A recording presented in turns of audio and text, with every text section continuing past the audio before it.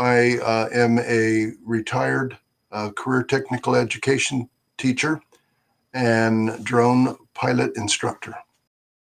And I was very interested in the material, number one, because it was online, but number two, the drone boss himself was very, very aware of the industry. And I thought that was extremely important for my students to be able to see someone with such a history in drones.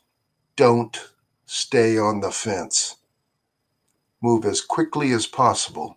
This industry is moving quickly. A lot of people know how to fly, but couldn't sell their way out of a paper bag. And it's about meeting those needs that individuals perceive as opposed to you just giving them a standard pitch. And I thank you so much. I am so pleased with the program.